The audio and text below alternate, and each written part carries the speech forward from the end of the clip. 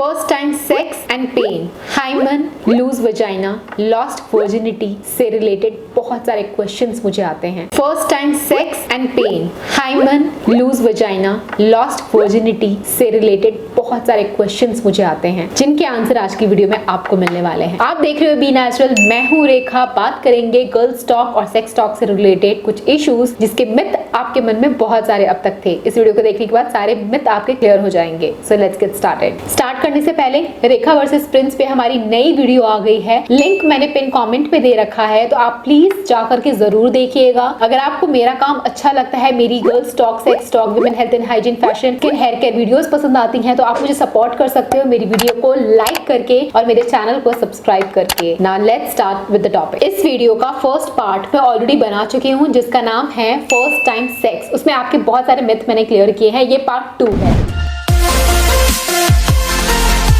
तो आज की वीडियो में बात करते हैं कि जब आप फर्स्ट टाइम इंटीमेट होते हो, सेक्स करते हो, तो क्या आपको पेन होता है? क्या ये पेन होना जरूरी है? अगर पेन नहीं हुआ तो क्या वो लड़की वर्जिन नहीं है? इससे रिलेटेड क्वेश्चंस आते हैं, उसके आंसर देते हैं। सो गाइस, जब आप फर्स्ट टाइम इंटीमेट होते हो तो कुछ लोगों को बहुत ज्यादा पेन होता है और कुछ लोगों को पेन नहीं होता है। अब बहुत ज्यादा पेन होने का रीजन भी जान लेते हैं क्यों। जब आप इंटीमेट हो रहे हो उस टाइम अगर आप बहुत ज्यादा स्ट्रेस में हो, घबराए हो, डरे हुए हो और आपके कंसेंट से ये चीज ना हो रही हो, फोर्सफुली ये हो रहा हो, आपके इच्छा के बिना, उस टाइम आपकी वजाना अपने आप को कॉन्ट्रैक्ट कर लेती है, वो अपने आप को टाइट करती है, वजाना की मसल्स अपने आप को टाइट कर लेती है। ऐसे में अगर आप इंटीमेट करते हो तो वो पेनफुल हो सकता है, कुछ लड़कियों में ब्लीडिंग भी हो सकती है। और वहीं अगर आप जब इंटीमेट हो रहे हो तो वो आपकी मर्जी से है, आप कंफर्टेबल हो तो आपकी वजाना नेचुरल ल्यूब्रिकेंट प्रोड्यूस करना स्टार्ट कर देती है और नेचुरल ल्यूब्रिकेंट की वजह से जो वाइट डिस्चार्ज होता है वो बहुत ज्यादा स्लिपरी हो जाता है और अंदर बहुत ज्यादा वेट आप फील करने लग जाते हो जब आप अराउज होते हो। जब आप चाहते हो इंटीमेट होना, आपकी मर्जी से हो रहा हो, with respect and with your comfort और कंसेंट के साथ, तो ऐसे में पेन उतना नहीं होता है या कुछ औरतों में बिल्कुल भी नहीं होता है। प्रोसेस बहुत इजी, स्मूथ और स्लिपरी हो जाता है, तो इजीली पीनस वजाना के अंदर इंसर्ट हो जाता है, उसमें कोई तकलीफ नहीं होती। हे गाइस, पर्पल चल रहे हैं बहुत सारे अमेजिंग ऑफर्स जिसके डिटेल में डिस्क्रिप्शन बॉक्स में दे दूंगी। फिलहाल मैं कुछ मेकअप प्रोडक्ट्स आपको दिखा रही हूँ, जैसे कि NYB का प्राइमर बहुत ही ज़्यादा अफोर्डेबल है और ट्रैवल फ्रेंडली है, बहुत क्यूट पैकेजिंग में आता है। एंड देन मैं मेबलिन का कंसीलर यूज़ कर रही हूँ। इसका एप्लीकेटर इतना स्मूथ है ना कि लगाने का एप्लीकेशन फैबुलस हो जाता है और बहुत ही अच्छा कवरेज प्रोवाइड कर देता है। मेबलिन के कंसीलर मेरे one of the favourite concealers में से हैं। सो कुछ इस तरीके से आप अपने फेस में लगा सकते हैं। एंड देन मैं एक नया हैक ट्राई कर रही हूँ काफ़ी दिनों से। सो ये अब नया नहीं था, मैं लिपस्टिक को एज अ ब्लश यूज़ कर रही हूँ और सेम लिपस्टिक भी लगाऊंगी। मेबलिन की मेरी फेवरेट लिपस्टिक है एंड मेबलिन का फिट मी फाउंडेशन भी मैंने यहाँ पे यूज़ किया है।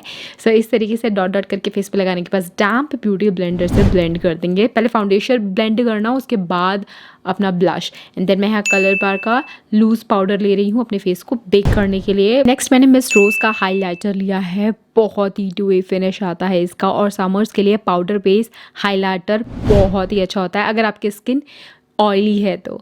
एंड देन मैंने यहाँ पे लॉरियल का आईब्रो किट लिया है एंड मेबलिन की लिपस्टिक, ये भी बहुत ही फेवरेट शेड है मेरा, दोनों शेड मुझे अच्छे लगते हैं, light dark. And then stay quirky का eyeliner, purple mascara, long lasting है दोनों। जितने भी प्रोडक्ट्स मैंने यूज़ किए हैं उनके ऊपर बहुत अच्छे ऑफर्स भी चल रहे हैं और सारे लिंक वीडियो के डिस्क्रिप्शन बॉक्स में दे रखा है। आप इनमें से कुछ भी अपने लिए ट्राई करना चाहते हो तो girls don't wait for anything, just go check those offers, amazing. और कोड भी अप्लाई कर लोगे तो एक्स्ट्रा 10% ऑफ आपको मिल जाएगा।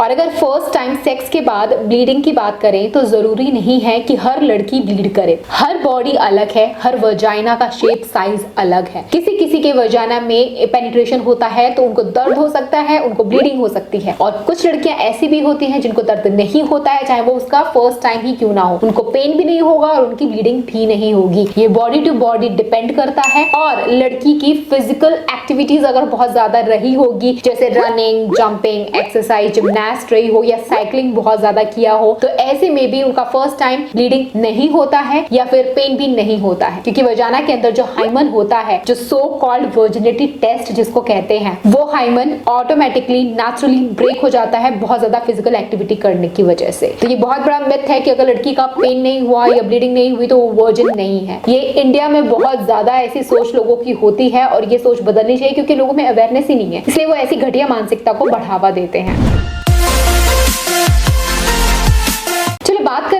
आखिर हाइमन है क्या? लोग ऐसे क्यों बोलते हैं कि हाइमन टूट गया, वर्जिनिटी खो गई? तो लोगों को लगता है कि हाइमन एक बहुत मजबूत वॉल है वजाना के आगे और वो वॉल टूट जाती है जब कोई फर्स्ट टाइम सेक्स करता है। बट एक्चुअली में हाइमन कोई वॉल नहीं है, ये एक वजाना के पास का स्ट्रेची टिश्यू है। किसी किसी का ये टिश्यू पूरी तरीके से वजाना को कवर करके रखा होता है, किसी किसी का ये हाइमन टिश्यू हाफ कवर करता है। जब इंटीमेट होते हैं तो वजाना में अगर पीनस एंटर करता है तो हाइमन जब पूरी तरीके से फुल कवर्ड होता है वजाना के ऊपर, तब हो सकता है कि वो टिश्यू स्ट्रेच हो जाए, थोड़ा रप्चर हो जाए। वहीं अगर वो टिश्यू हाफ मून का रहता है तो हो सकता है कि उतना ज्यादा पेन ना हो। तो ये तो नेचुरल होता है। किसी किसी लड़की में हाइमन होता है और किसी किसी और बहुत सारी ऐसी लड़कियां होती हैं जिनमें जन्म से ही हाइमन होता ही नहीं है, ऐसी भी लड़कियां होती हैं। और साइंटिफिकली ऐसा कोई वे नहीं है कि डॉक्टर कोई प्रूफ करके आपको बता पाए कि कोई लड़की वर्जिन है या नहीं है। इसका आंसर सिर्फ उस गर्ल के पास ही है और वर्जिनिटी जैसी कोई चीज होती भी नहीं है। अब बात करते हैं loose vagina and vaginal tightening के बारे में। तो लोगों का ऐसा माना जाता है कि बार बार सेक्स करने से, मेंस्ट्रुअल कप यूज करने से, टैम्पॉन यूज करने से या मास्टरबेशन करने से उनका वजाइना लूज हो जाता है या वर्जिनिटी खो जाती है। बट ये आपका बहुत बड़ा मिथ है, ऐसा कुछ नहीं होता है और इसका कोई साइंटिफिक प्रूफ भी नहीं है। For example, if this is your vagina and you want to have sex, तो आपके कंफर्ट जोन में आपके विल से अगर ये होता है, नेचुरल लुब्रिकेंट आपकी बॉडी प्रोड्यूस करती है एंड देन पेनिट्रेशन के दौरान this can stretch like this.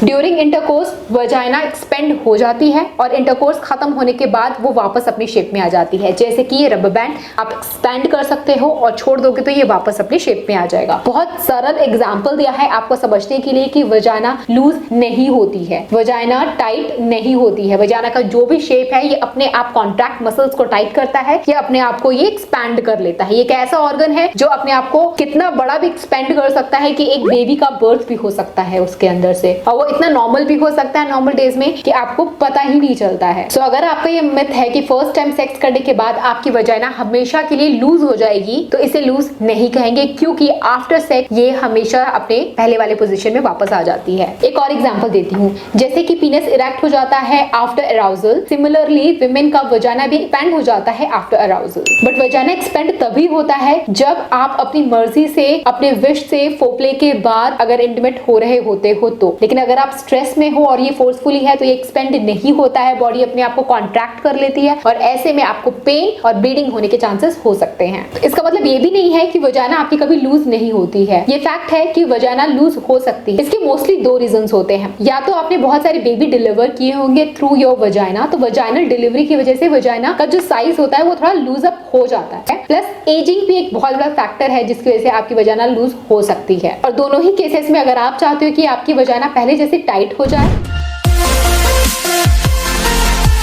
तो of course you can do several Kegel exercise. मैं पहले भी कीगल एक्सरसाइज के ऊपर वीडियोस बना चुकी हूँ, आप वो फॉलो करके वो एक्सरसाइज फॉलो करोगे। मुश्किल नहीं है, बहुत आसान है। आप अपनी वजाइना को दोबारा से टाइट कर सकते हो इन सारे एक्सरसाइजेस को रेगुलर बेसिस पे करने से।